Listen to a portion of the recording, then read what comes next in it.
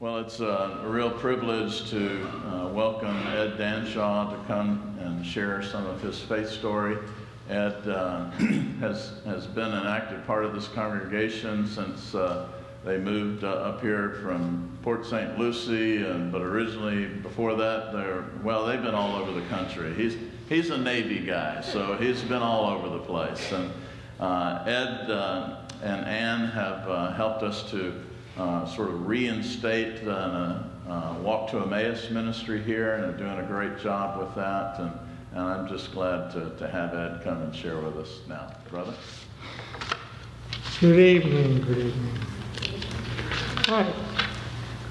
What is my faith story? Well, you know, I asked him the other day, and he says, well, I have an answer. I says, well, I got another answer. Why did Pastor Cliff choose me? You know, like I said, he may have a different reason. But I think he thought of an opinionated old salty Navy chief could find a correct path in the woods to the mountain. Anybody could. Therefore, there's hope for all. For the first 52 years of my life, I had God and the love of Jesus in my mind, but not in my heart. This is what we call prevenient grace. The grace that is wooing us into relationship with God, often before we knew it. My faith story is a journey of many wrong decisions mixed with some right ones. How many of you watch NCIS on TV? Well, some of you do, some of you don't. But the lead agent, Jeffrey Gibbs, has a set of rules that he lives by. And the one that always sticks with me, and I'm a 100% believer in now, is his rule number 39. There is no such thing as coincidence. I think everything happens for a reason. As I look back, I believe in free will and that God gives us choices.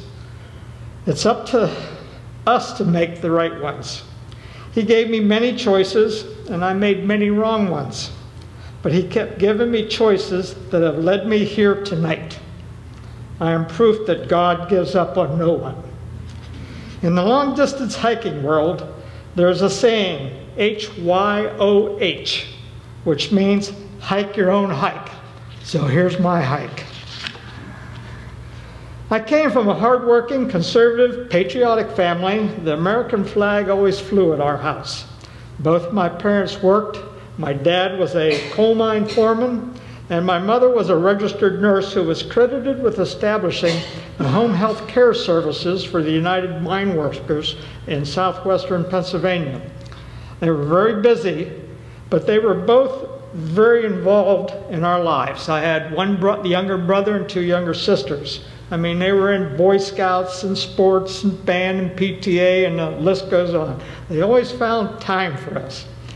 My dad was brought up as a Greek Orthodox. My mom was brought up as a Lutheran, and we belonged to a Presbyterian church in our town. So that's another story in itself. All right. My dad was a second-generation Austrian, and my mother's roots go back to before the American Revolutionary War. My U.S. military roots go deep. My dad and mom both served in the Army in World War II. My dad fought from the landing in Italy to the Battle of the Bulge. My mother was a first lieutenant in the Army Nurse Corps and took care of Italian prisoners of war in Washington, D.C. I can trace my military ancestors back to a Private Daniel Macy, who fought with George Washington in the Revolutionary War. My oldest son served in the Navy. My grandson, AJ, joined the Army, and most of you know, I spent a 20-year career in the Navy, and that I'm very proud of. My journey has always been God, country, and family. But I didn't know that the most important part, the relation with God, I knew little about. There are many events that have moved my faith, but there's 4 that stand out. Again, remember, this is my hike. I had a discussion with Ann over this stuff. I said, this is my hike, all right? So this is where we're going. The first is strange. It's a car crash in 1964. I was 20 years old on leave from the Navy, and I was road racing late in the evening with my best friend on some old country roads, and there was no drinking involved, by the way. My dad made sure of that. I misjudged a turn at 100 miles an hour. Tore out 75 foot of fence, hit a tree, flipped the car over backwards, and rolled down the hill. When I hit the bottom, the back seat and I were thrown out of the car. And yes, if you ever want to see them, I do have some 3x5 black and white glossies that my dad maybe put on the dashboard from that point on whenever I drove any of his cars, when I was allowed to drive again. I only lost a shoe and a small cut on my arm, but a lot to this story, but the key point was a phone call from my grandmother the next morning, who lived 250 miles away. She was crying and telling my mother she did not know what had happened to me, but she said Eddie would be okay. She said she had been visited by an angel in her dreams, and God had a plan for me. I still feel chills and have a hard time getting through that when I think of that phone call. So that kind of stuck with me for quite a long time. I didn't really understand it all, but it's still there.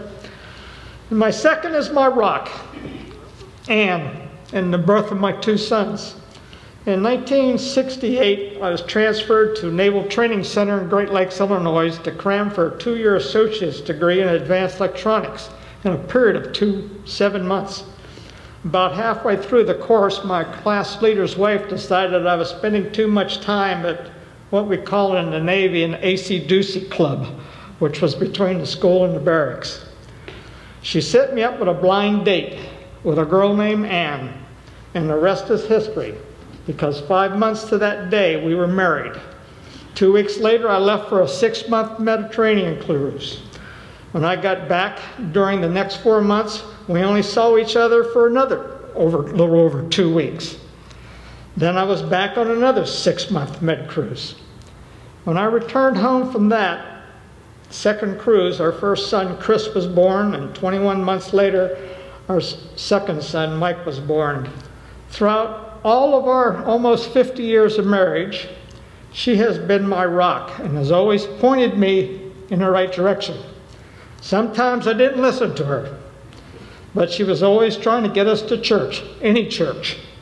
In fact, both of our sons were brought up in the Catholic Church. And today, every night, I thank God for the angel he sent down from heaven to be with me on my journey of life. I love you, Anne. Third was the beginning of me knowing God. In the late 80s, we lived in a mountain village called Cloudcroft, New Mexico, elevation 9,000 feet. An associate of ours invited us to a small church, a United Methodist church. This was the first time I'd ever been in a Methodist church, and it was the friendliest church I'd ever been in. I had my mind going again, though, and not my heart. And I see this today. I had the young minister come over to the house and bring me a book on Methodism and explain it to me how it worked. All right? But another choice, I guess it worked. As you can tell, I'm still a Methodist. Another 2 moves, and as Cliff pointed out, Ann and I have moved more than 27 times in our married life. So we've been there and around. And now we lived in Las Cruces, New Mexico. And after trying a larger church, we then joined the University United Methodist Church, which is about the size of this one. And we really felt welcome there and still do. And even when we go back to New Mexico, they still always remember us at that church. I love that church. After a year or so, 2 friends of mine from the church invited me to a 72-hour retreat called A Walk to Emmaus. And of course, I said no. All right. And I repeated no for a good 2 months. I didn't think it was for me. All right. Finally, they said if I didn't like it, they would come pick me up and take me home. So I agreed. All right. Well, that didn't happen because I stayed for the whole 72 hours. There was a point in this retreat that within a millisecond, I had reached the lowest point in my life and then the highest point. This is when I finally accepted God and His Son Jesus Christ into my heart, where they have been ever since.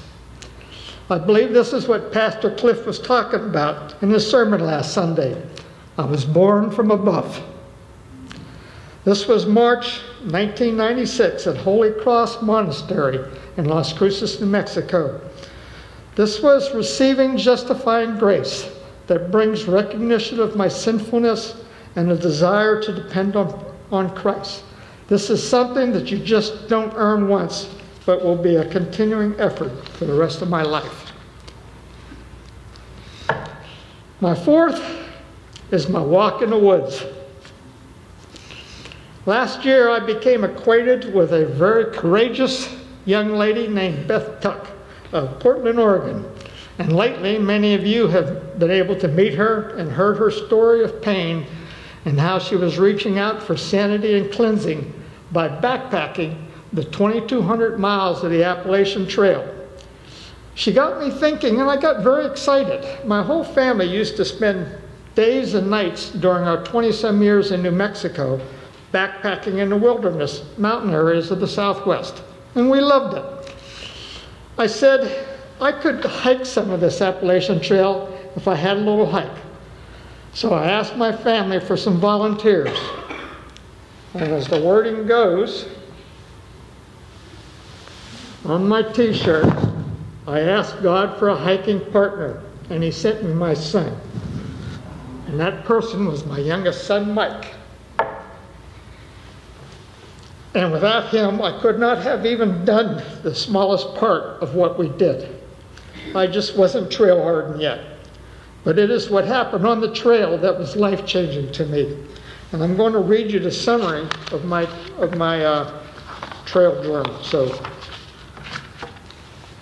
a short trip my son Mike and I had on the Appalachian Trail had a very profound impact on me.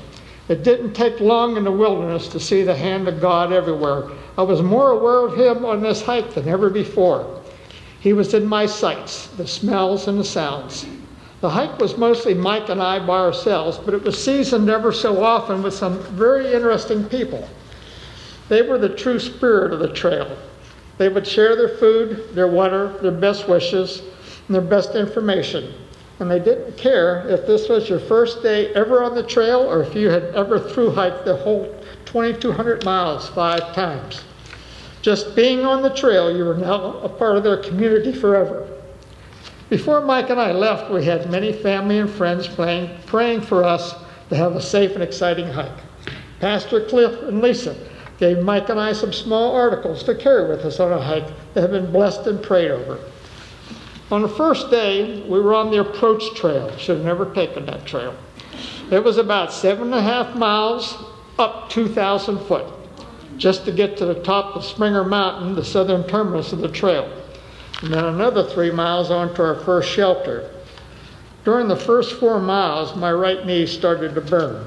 By the time we got to Springer Mountain, I couldn't even bend it. But we continued on because I knew that the night's rest would fix it. It didn't.